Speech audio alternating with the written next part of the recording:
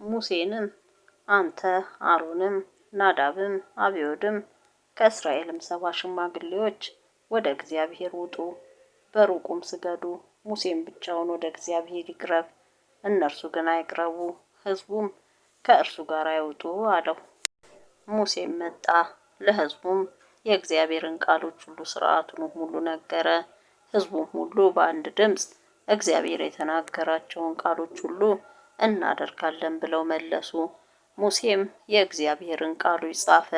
ማለዳም ተነሳ፣ ከተራራውም በታች መሠዊያን 12ም ሐውልቶች ለ12ቱ የእስራኤል ነገድ ሠራ። የሚቃጠል መሥዋዕት እንዲያቀርቡ ለእግዚአብሔርም ስለ ደህንነት መሥዋዕት በሬዎችን እንዲሰዉ የእስራኤልን ልጆች ጎበዛዝት ሰደደ። ሙሴም የደሙን እኩሌታ ወስዶ በቆሬ ውስጥ አደረገው፣ የደሙንም እኩሌታ በመሠዊያው ረጨው። የቃል ኪዳኑንም መጽሐፍ ወስዶ ለሕዝቡ አነበበላቸው። እነርሱም እግዚአብሔር ያለውን ሁሉ እናደርጋለን እንታዘዛለንም አሉ። ሙሴም ደሙን ወስዶ በሕዝቡ ላይ ረጨው። በዚህ ቃል ሁሉ እግዚአብሔር ከእናንተ ጋር ያደረገው የቃል ኪዳኑ ደም እንሆ አለ። ሙሴም አሮንም ናዳብም አብዮድም ከእስራኤልም 70 ሽማግሌዎች ወጡ፣ የእስራኤልንም አምላክ አዩ። ከእግሩም በታች እንደ ሰንፔር መልክ የሚያበራ እንደ ብሩህ ሰንፔር ድንጋይ የሚመስል ወለል ነበረ። እጁንም በእስራኤል አዛውንቶች ላይ አልዘረጋም። እነርሱም እግዚአብሔርን አዩ፣ በሉም ጠጡም። እግዚአብሔርም ሙሴን ወደ እኔ ወደ ተራራው ውጣ፣ በዚያም ሁሉ እነርሱን ታስተምር ዘንድ እኔ የጻፍኩትን ሕግና ትእዛዝ የድንጋይም ጽላት እሰጥሃለሁ አለው።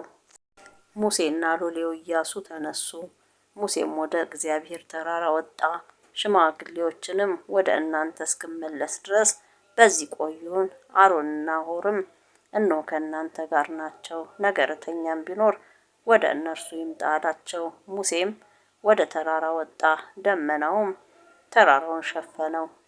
የእግዚአብሔርም ክብር በሲና ተራራ ላይ ተቀመጠ፣ ደመናውም 6 ቀን ሸፈነው። በሰባተኛውም ቀን ከደመና ውስጥ ሙሴን ጠራው። በተራራው ራስ ላይ በእስራኤል ልጆች ፊት የእግዚአብሔር ክብር መታየት እንደሚያቃጥል እሳት ነበረ። ሙሴም ወደ ደመናው ውስጥ ገባ፣ ወደ ተራራውም ወጣ። ሙሴም በተራራው ላይ 40 ቀን 40 ሌሊትም ቆየ። የእግዚአብሔር ቃል ልብን ያቀናል፣ እውነትም ነው። ጊዜ የለንም ማንበብ አንችልም ለምትሉና አልተማርኩም ማንበብ አልችልም ለምትሉ እንዲሁም ደግሞ ማየት ለተሳናቸው እህቶችና ወንድሞቼ ጥቂት ብጠቅም ብዬ ነው። ላይክ፣ ሼር፣ ሰብስክራይብ በማድረግ ተባበሩኝ።